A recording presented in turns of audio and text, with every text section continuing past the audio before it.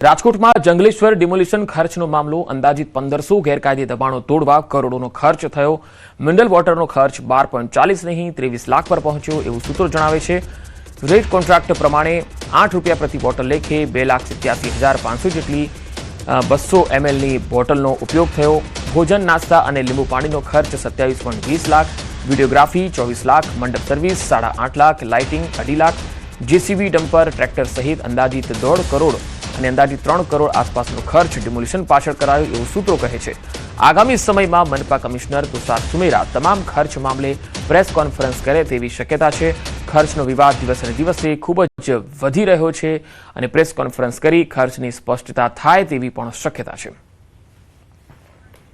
વધુ માહિતી મેળવીએ સંવાદદાતા રાજકોટથી અંકિત પોપટ જોડાયા છે। અંકિત, એક તરફ કાજુ કતરી, પાણીનું બિલ, વિડીયોગ્રાફીનું બિલને લઈને લોકોમાં ખૂબ જ અસમંજસ છે અને વિવાદ પણ છે। ક્યારે કરી શકે છે પ્રેસ કોન્ફરન્સ કમિશનર?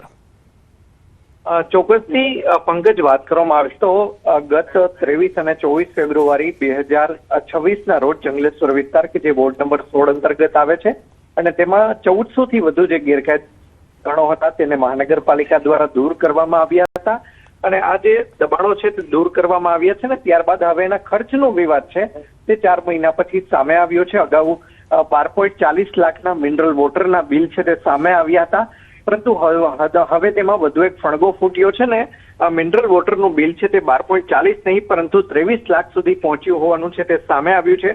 સાથોસાથ ભોજન નાસ્તા અને લીંબુ પાણીનો ખર્ચ છે તે 27.20 લાખ સુધી પહોંચ્યો છે।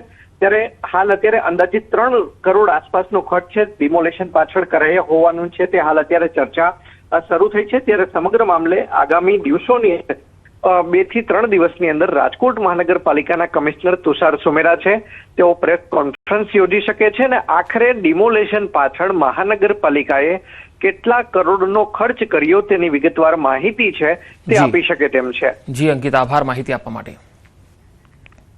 તો રાજકોટના જંગલેશ્વર ડિમોલિશન ખર્ચ મામલે નવો ખુલાસો થયો છે। ડિમોલિશનમાં મિનરલ વોટર કોન્ટ્રાક્ટ મામલે ખુલાસો 2023માં 200 મિલી બોટલ 8 રૂપિયાના દરે કોન્ટ્રાક્ટ મંજૂર થયો। તત્કાલીન મનપા કમિશનર આનંદ પટેલના કાર્યકાળમાં મિનરલ વોટરનો કોન્ટ્રાક્ટ મંજૂર થયો। સ્ટેન્ડિંગ ચેરમેન તરીકે પુષ્કર પટેલના અધ્યક્ષ સ્થાને બહાલી આપવામાં આવી। ચેરમેન તરીકેનો કાર્યકાળ પૂર્ણ થવાના ગણતરીના દિવસો પહેલા મંજૂરી અપાઈ। ઉમિયા મંડપ સર્વિસ એન્ડ ડેકોરેશનને 2 વર્ષ માટે કોન્ટ્રાક્ટ ફાળવાયો। તો 200 ml બોટલનો બજાર ભાવ 5 રૂપિયા હોવા છતાં 8 રૂપિયા પ્રતિ બોટલના દરે કોન્ટ્રાક્ટ મળ્યો।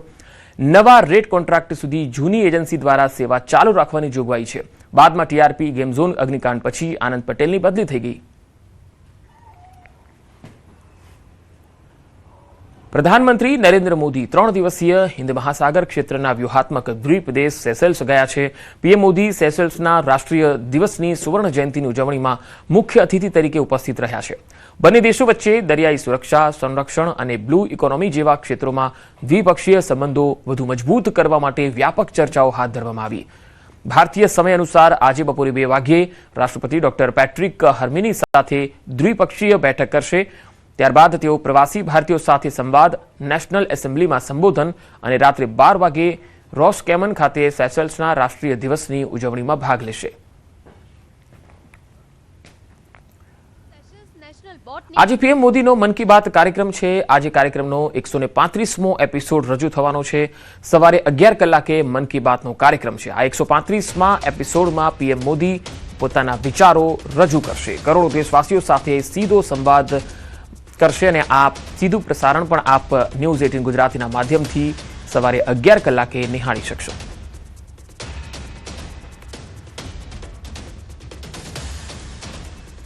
રાજપીપળામાં નર્મદા ગ્રામ વિકાસ સમિતિનું બિન રાજકીય યુવા સંમેલન યોજાયું। આ કાર્યક્રમમાં ભાજપાના સ્થાનિક હોદ્દેદારો ગેરહાજર રહ્યા। સાંસદ મનસુખ વસાવાએ સ્થાનિક નેતાઓ પર આક્રોશ ઠાલવ્યો, સાથે જ યુવાધનમાં વધતા વ્યસનના દૂષણ સામે ચિંતા વ્યક્ત કરી। તો આ દૂષણોને રોકવા તમામ પ્રયત્નો કરવાની પણ વાત કરી।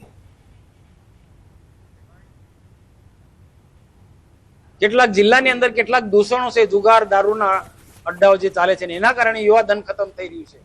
ક્યાંક ક્યાંક તે એવું પણ લખ્યું છે પત્રમાં કે એક દીકરીઓ પણ બિયર જેવું, આ વાત મને પણ દુઃખ થાય છે આ કહેતા, પણ છતાં સાચી વાત કહેવી પડે, દીકરીઓ પણ આ તરફ આગળ વધી રહી છે। તો એને રોકવા માટે કોક ને કોક આવા સજ્જન લોકો મને પણ પત્ર લખ્યો, બેનને પણ પત્ર ઘણી બધી જગ્યાએ લખ્યો છે. આ એક પત્ર નથી, એવા 4 થી 5 પત્રો છે. એને રોકવાનો અમારો ધ્યેય છે. કોઈ બી સંજોગોમાં આ પ્રવૃત્તિને રોકીશું. આણંદ જિલ્લા એલસીબીને મોટી સફળતા મળી છે. એલસીબી પોલીસે એવા ચોર કે જેઓ ગરફોડ ચોરીને અમેરિકન ડોલર ચોરી લાવ્યા હતા, તેઓ ડોલર એક્સચેન્જ કરાવવા જતા જ આખી ગેંગ એલસીબીના સકંજામાં આવી ગઈ. આણંદ એલસીબીએ દાહોદની કુખ્યાત ગેંગના એક આરોપીને ઝડપી લીધો. 6 અનડિટેક્ટ ગુનાઓનો ભેદ પણ ઉકેલી નાખ્યો. બાતમીના આધારે એલસીબીની ટીમે વોચ ગોઠવી આરોપી હિન્દુ ઉર્ફે ઇન્દુ કાળિયાભાઈ ભાભોરને ઝડપી લીધો. તેની પાસેથી 300 અમેરિકન ડોલર પણ મળી આવ્યા. પોલીસ તપાસમાં પેટલાદ, તારાપુર, આકલાવ અને વિદ્યાનગર પોલીસ સ્ટેશનના કુલ 6 ગુનાઓ ડિટેક્ટ થયા, જેમાં લાખો રૂપિયાની રોકડ, સોના ચાંદીના દાગીના અને અમેરિકન ડોલરની ચોરીના બનાવો સામેલ છે. એલસીબીએ ફરાર 4 સાગરીતોને ઝડપી લેવા તપાસ હાથ ધરી. આ આરોપીઓનો ગુનાહિત ઇતિહાસ બાબતે પૂછપરછ કરતા આરોપી હિન્દુભાઈ કાળિયાભાઈ ભાભોર સને 2002થી લઈ અને અત્યાર સુધી કુલ 8 જેટલા ગુનાઓ અમદાવાદ શહેર, વડોદરા શહેર, આણંદ, દાહોદ ટાઉન તથા ગરબાડા પોલીસ સ્ટેશનની હદમાં ગુનાઓને અંજામ આપેલ હોવાની હકીકત જણાવેલ છે. મહેસાણાના બેચરાજી પંથકમાં સ્થાનિકોમાં ભારે રોષ છે. બિસ્માર રસ્તાઓથી રામપુરાથી સારાંતેજને જોડતો રોડ છે એ અત્યંત બિસ્માર હાલતમાં ફેરવાઈ ગયો છે. રસ્તા પર ડામરની જગ્યાએ માત્ર મસમોટા ખાડાઓ છે, કપચી જ જોવા મળે છે, જેના કારણે શાળાએ જતા બાળકો, વિદ્યાર્થીઓ, ખેડૂતો, સ્થાનિક લોકોને ખૂબ જ હાલાકી પડે છે. રસ્તાની ખરાબ હાલતને કારણે એસટી બસની સુવિધા પણ પ્રભાવિત થઈ રહી છે. ગામજનોની સીધી માંગ છે કે તંત્ર વહેલી તકે આ રસ્તાનું સમારકામ કરે, બેચરાજી એસટી બસ સેવા તાકીદે શરૂ કરે.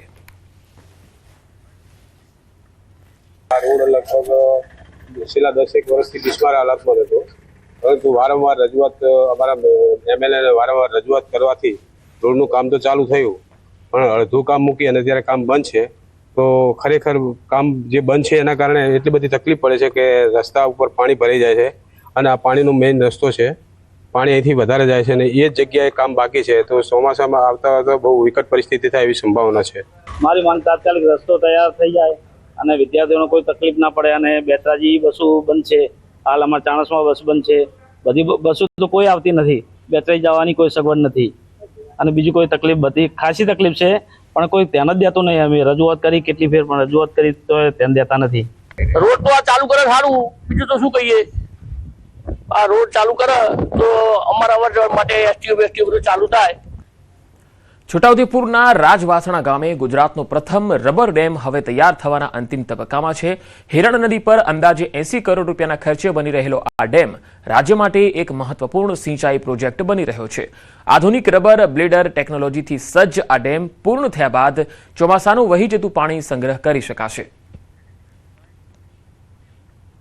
આ રબર ડેમ 81 કરોડથી વધુના ખર્ચે બનવા જઈ રહ્યો છે. હાલની અંદર આપણે રાજવાસના ડેમ આગળ ઊભા છે, ત્યારે આ રાજવાસના ડેમનું 70% ઉપર કામ પૂર્ણ થયું છે. રબર ડેમ કાર્યરત બન્યા બાદ છોટાઉદેપુર જિલ્લાના બોડેલી, કવાંટ સહિતના 3 તાલુકાના આશરે 50 ગામોને પીવાના પાણી અને સિંચાઈનો મોટો લાભ મળશે. વર્ષો સુધી પાણીની તંગીનો સામનો કરતા વિસ્તારમાં ભૂગર્ભ જળસ્તર ઊંચું આવશે અને ખેતીને નવી દિશા મળશે. સ્થાનિકોનું માનવું છે કે આ પ્રોજેક્ટ સમગ્ર વિસ્તાર માટે ગેમ ચેન્જર સાબિત થશે. જેને કહેવાય કે દિલ ખોલીને માંગણી હતી, એ માંગણીને આધારે ન્યૂઝ ચેનલ વાળાએ અમને બહુ સપોર્ટ આપ્યો. એનો થેન્ક્સ ફોર ન્યૂઝ 18 કે ભાઈ એમને અમારા સહકારને આધીન ખેડૂતોની રજૂઆત ગવર્મેન્ટ સુધી આપી અને આજે કૃષિ મંત્રીએ અમારા ડેમનું કામ મંજૂર કરી અને અત્યારે અમને આપ જોઈ શકો છો ડેમનું 70-80% કામ પતી ગયું છે.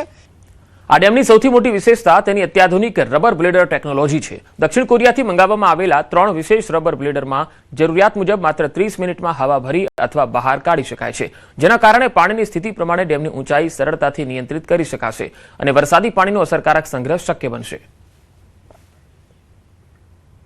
ये एयर फिल्ड रबर डैम है जिसमें हम एयर फिल्ड करते हैं by the help of blower से, जो अप्रॉक्सीमेट 30 मिनट्स लेता है इन्फ्लेट होने में और डिफ्लेट होने में. ये हमारा 3.5 मीटर हाइट तक, हमारे ब्लैडर की हाइट है 3.5 मीटर, वहाँ तक हमारा वाटर स्टोरेज करेगा.